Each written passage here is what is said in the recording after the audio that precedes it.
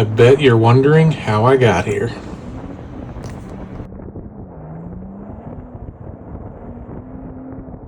Come along for a quick little trip up north. Jenny and I finally get back on a frozen lake.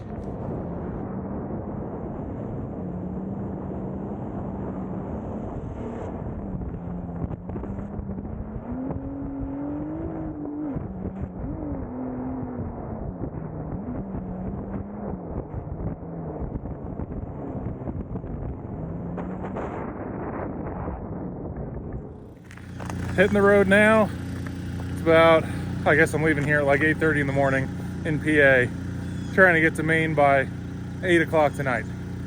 Should be good. It says 8 hours, but you know, towing this thing, probably 10. And I at least got to stop in the middle somewhere. So let's get after it.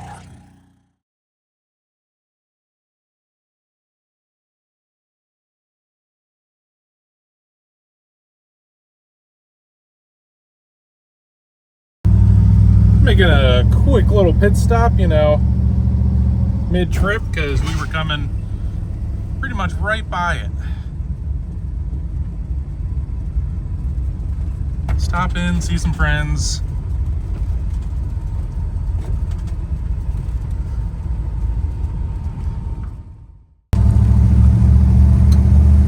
Well, you can't see me, but we've made it to Maine. And we are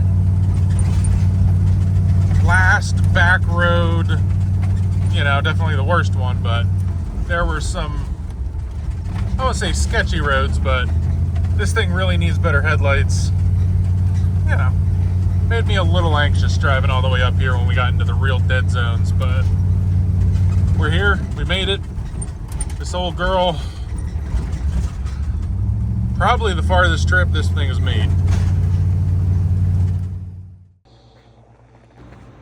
Have to give a huge shout out to Forrest Duplessis for kind of putting this weekend on, you know, for everybody and, you know, for me, but then also giving me a place to at least park up for the night. And the farm up there was beautiful.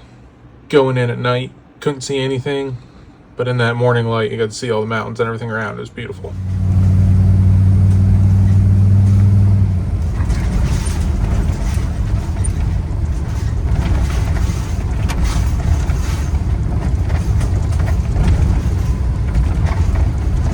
You know, I was told to be careful because there was a whole lot of bumps and everything on this road coming in last night.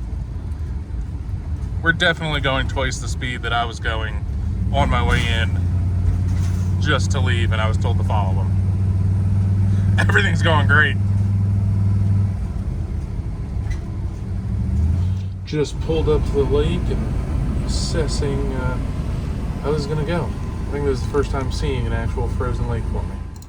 So I learned my lesson with my seat cushion debacle, and now I just got a duffel bag full of Prisma seat covers, and they're warm, dry, and that is my new storage because I am not thawing these out again. This is about the time I wish I took, you know, 2-3 extra minutes. We knew on video this does not look steep, but it was very steep and rocky. I didn't think it was going to go this bad.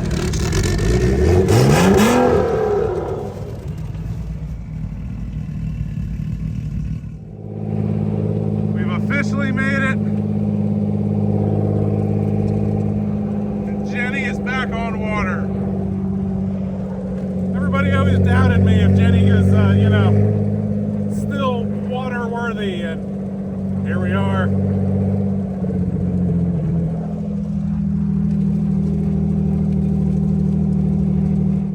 So I don't know what I'm doing here exactly, but I know people are going to ask about tires and what I did for spikes and whatnot. And here we go.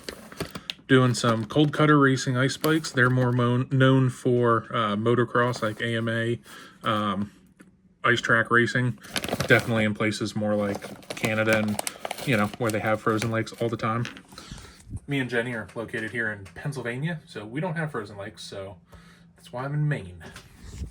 But we got basically a hex head that is sharpened, or cut through the middle and sharpened a bit.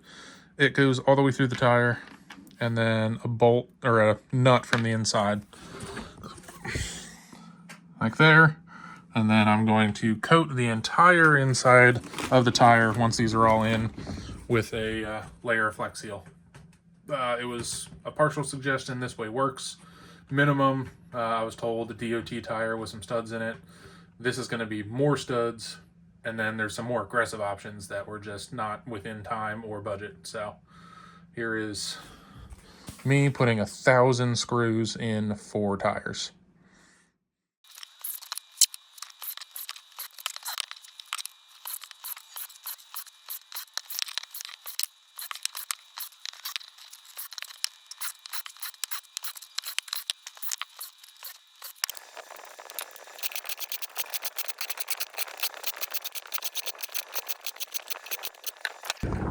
So I didn't do a real good job in general filming, but this is about the time of day where things really went downhill. And I just kind of focused on the driving. We had everything from, local Maine boys. We had a couple other guys come up from Jersey. I was up. We even had planes landing in the middle of the quote-unquote track. We had guys in their daily drivers. We had everything from more of a race car to a daily to a boat, to 4-wheelers to side-by-sides. There's a little bit of everything.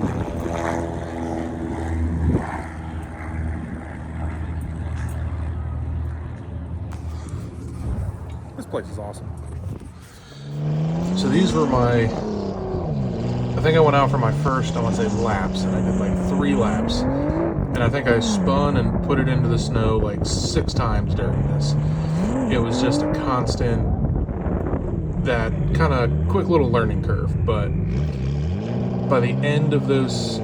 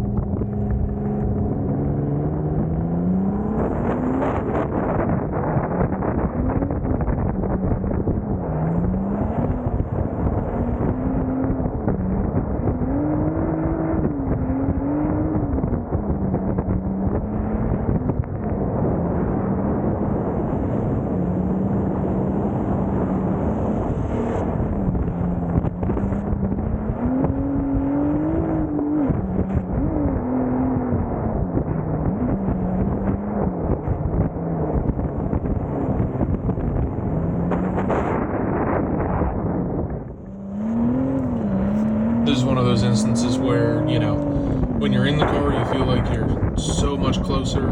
I definitely knew we weren't weren't running doors at all, pretty much at all during the day.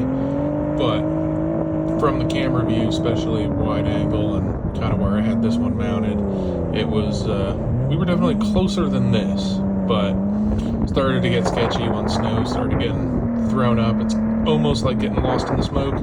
Like if someone hit the snowbank and it got big, you were worried about where, you know, where they were coming out. You know, did they keep going? Did they keep going into the bank?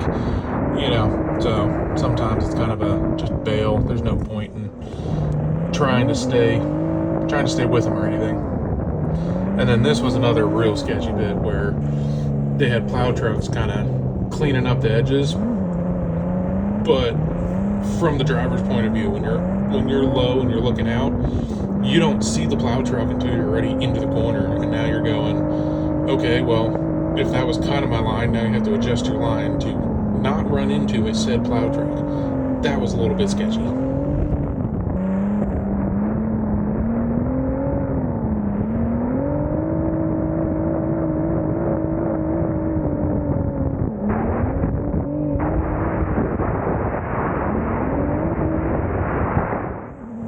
It was also really interesting to see the differences in, everybody seemed to be on different type of tires. So we had some guys on, I don't even know, I guess some were probably just on regular all seasons. A bunch of these guys were on snow tires, some on studded snow tires, some on better studded snow tires. There was these, you know, I ran these, the bolts, the spikes, you know, or studs, you know, aftermarket ones. And like there was one guy that had some WRC, like real studded tires, and you could see the speed differences where, you know, some of these all-wheel drive Subaru type of deal, and the boat's catching up to them just because of the grip versus, you know, whatever tires they have on.